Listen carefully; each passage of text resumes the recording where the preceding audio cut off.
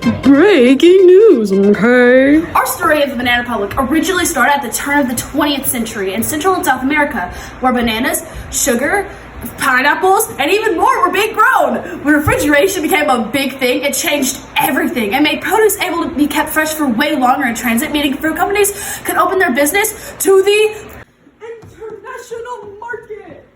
Their biggest trade partner being the United States, this gave rise to three main fruit companies: the Coimel Fruit Company, the United Fruit Company, and the Macabros. By growing, selling, and shipping all these fruits, it made them make even lots of money, so much money you wouldn't even believe it.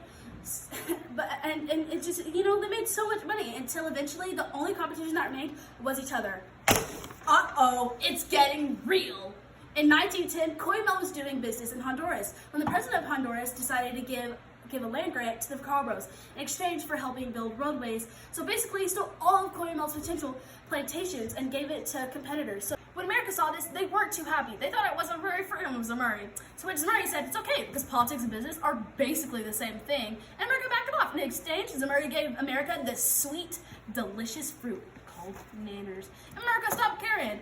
With their interest secured, the business continued to thrive and expand even more. But sadly, very little of their budget went to citizens, causing them to go into debt and the economy crumbled. The three fruit companies stepped in to play their part and helped to build the country back up, including building roadways, railways, shipping lines, telegraphs, telephone lines. They even switched their whole country off to the US dollar. Not only did they have power over the whole plantation, but they also had a monopoly over major industries in the country.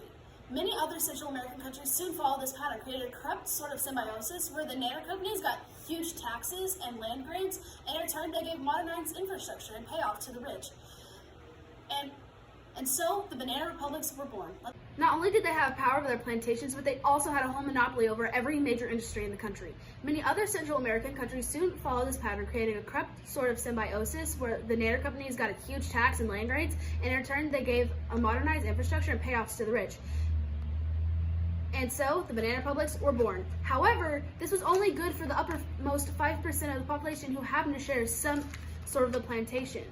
But for average people, life consisted of working on land that wasn't even theirs in exchange for horrible wages. At some point, Coimel was bought out by United, but eventually Zamuri became the owner of the whole thing, and the Macabros became Standard Fruit Company. And then one day in the country of Guatemala, they had something called a democratic revolution. Newly elected leader Juan Jose Arevalo wasn't too fond of how the country treated its people, so he made a minimum wage law and a universal suffrage law.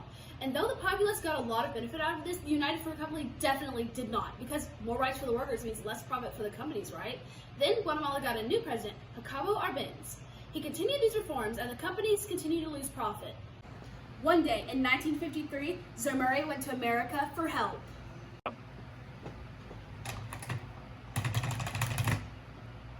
Hello, is this America?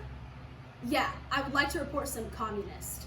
From that point on, Guatemala was ruled by U.S. dictatorships up until 1996. This happened in many other places around the world, but I won't get into that today just to save time. You might be wondering where these companies of banana shenanigans are today. In fact, they're still around, they just changed their name. Standard Fruit is now none other than Dole Food Company. That's right, something you know and love and you eat every day is one of the worst commies in the world. Well, I wouldn't say they're commies, but Anyways, as for United, in 1976, the owner was sad, and he killed himself. He jumped off of a building.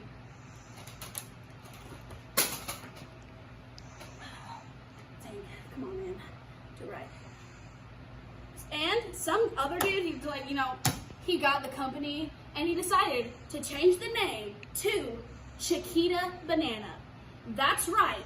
This beautiful face that you know and love today is actually a ruthless tyrant.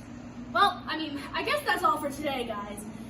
Join us back to next week for more news on the bubonic plague. No.